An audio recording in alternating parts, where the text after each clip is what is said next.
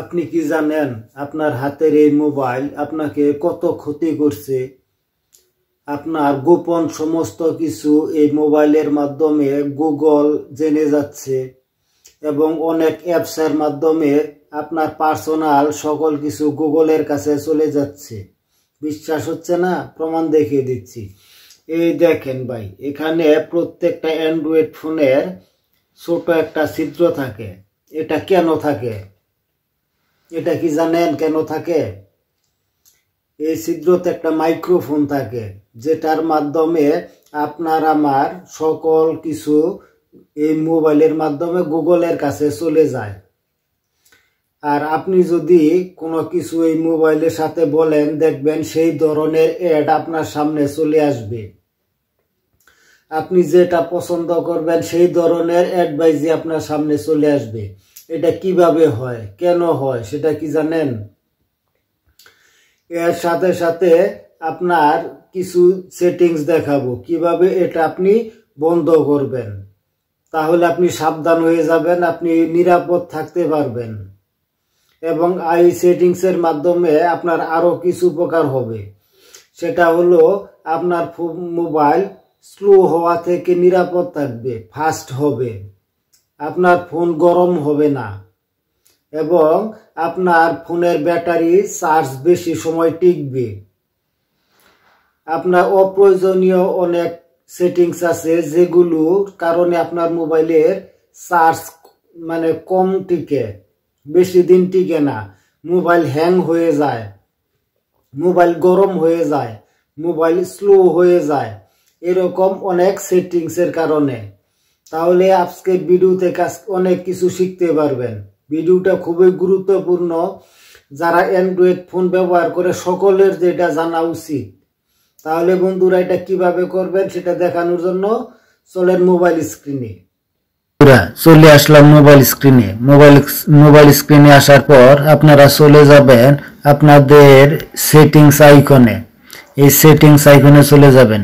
Settings আইকনে আসার পর নিচের দিকে একটু স্ক্রল করে আসলে এখানে দেখতে পাবেন গুগল সার্ভিস নামের একটা অপশন। এখানে গুগল সার্ভিসে ক্লিক করবেন। গুগল সার্ভিসে ক্লিক করার পর এখানে অল সার্ভিস দেখতে পাবেন। এই অল সার্ভিসে ক্লিক করবেন। অল সার্ভিসে ক্লিক করে নিচের দিকে একটু স্ক্রল করে আসবেন। আবার আসার পর এখানেই দেখতে পাবেন আপনারা, এই যে দেখেন এখানে আছে add, personalise, use and share এবং ইউজ শেয়ার ডায়াগনোসিস, এই তিনটা অপশন দেখতে পাবেন। এখান থেকে আপনারা প্রথমে অ্যাডসে চলে যাবেন। অ্যাডে আসার পর এখানে দেখতে পাবেন গেট নিউ অ্যাডভার্টিসমেন্ট, এখানে ক্লিক করবেন। করার পর এটা দয়া করে ডিসেবল করে রাখবেন, কারণ এখান থেকেই অনেক অ্যাপসের মাধ্যমে আপনাদের অনেক ইনফরমেশন, অনেক তথ্য গুগলের কাছে পৌঁছে যায়।